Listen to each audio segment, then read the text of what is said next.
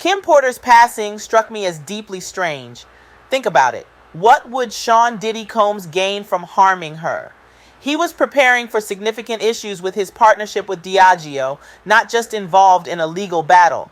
They were promoting him as an urban liquor company catering to the black community, but the promotion to the broader industry led to a back and forth struggle. Allegedly, Diddy kept civilians around him because he understood the dangers they all faced. I don't think Diddy had anything to do with Kim's death. It's more likely that the same people targeting him were involved in her passing. I don't think he anticipated that anyone would harm her or others close to him. This feels like something out of a playbook designed to frame him. People may have assumed that Diddy and Kim had their ups and downs, but we can't be sure of that. I believe he genuinely loved her. I recently rewatched her memorial service, and I think at the time of her death, Diddy was in a struggle with the industry. Kim may have been used as a sacrifice, but I don't believe he was responsible. I prayed and asked how someone could face their children after doing something like this, and once I cleared away the noise from the internet, I saw Diddy starting to change, not for the worse, but in a way that showed he understood his role in the black community. Diddy began realizing the impact of his actions, especially as he stepped away from certain political affiliations and financial dealings.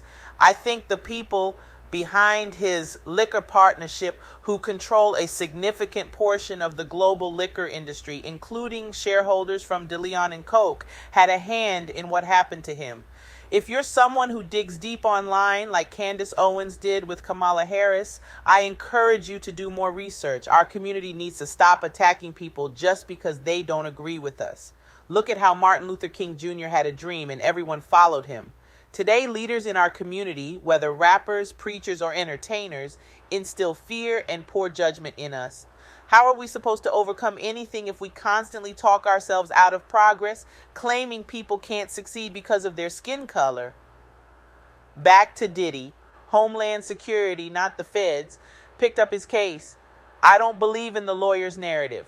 They need their dates and timelines to match because they tried the same thing with Michael Jackson, tarnishing his image.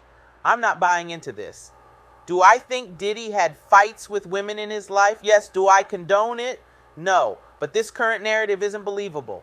People should be ashamed for using a deceased person's name to manipulate public opinion.